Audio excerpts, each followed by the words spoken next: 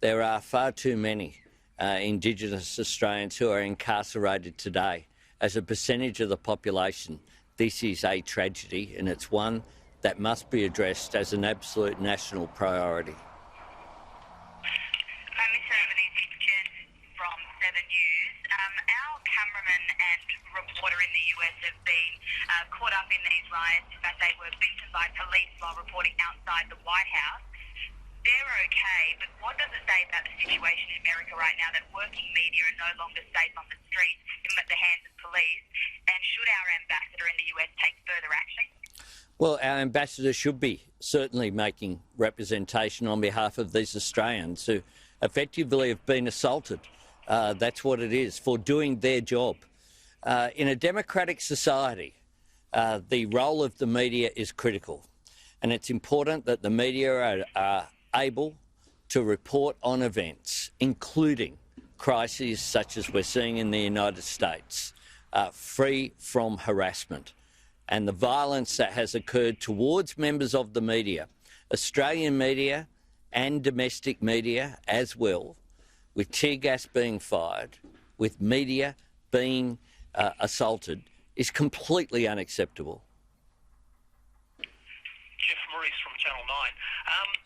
What is your response to the words and actions of Donald Trump this morning?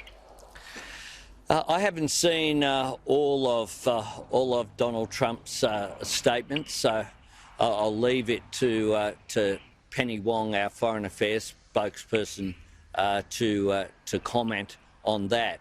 But it's very clear that the United States is a deeply divided society. And that is problematic. The United States historically has played such an important role in world leadership, and it is tragic, the events that we're seeing in the United States. I say that it's important that leaders seek to unite, not divide, and that's a critical factor in our democratic system. Do you think Mr. Trump has divided his country? Well, I think people will make their own judgments about the state of the United States at the moment. Very clearly, there are major issues there, and it is a tragedy what is occurring, and certainly the disruption that's occurring, the tragedy, of course, of the murder of George Floyd. Was devastating for anyone who watched that footage. It was traumatic. It was horrifying, frankly, that could occur during daytime or any time. Albo, Tegan George from Channel 10. Just in regards to the housing construction stimulus package, how important is it that there is money for community and social housing?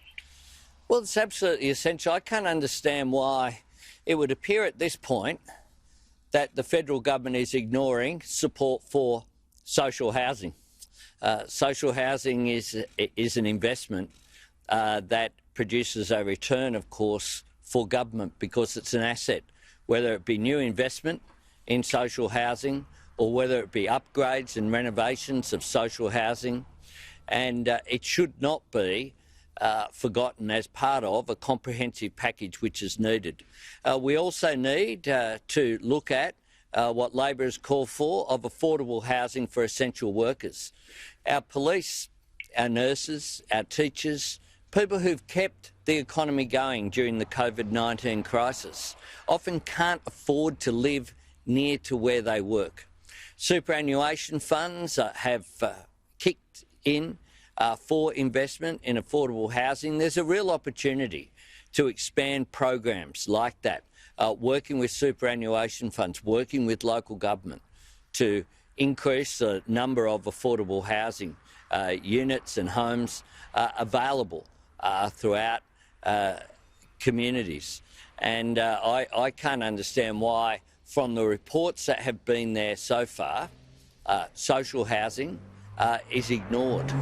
And I call upon the federal government. We've been calling for a housing assistance package for months now. Jason Clare and I did a press conference in Canberra about this many weeks ago. We also have been calling for support for the arts and entertainment sector for 3 months. These sectors are being ignored. In the meantime, the pipeline of projects for housing is about to drop off a cliff, with consequences for employment, for tradies and for stimulating the economy, as well as, of course, the arts and entertainment sector are distraught at their being ignored by this government. And the reports that are published today that Paul Fletcher, in chairing a ministerial council, couldn't even produce a ministerial communique because there couldn't be agreement from the Commonwealth about the importance of the arts sector, show that this arts minister just doesn't get it. And this government just doesn't get it as well. We have said from the beginning about this crisis that no one should be left behind. Well, what's behind is the federal government. The federal government is reacting to calls that Labor has made for weeks and months for effective action to make sure that no one is left behind.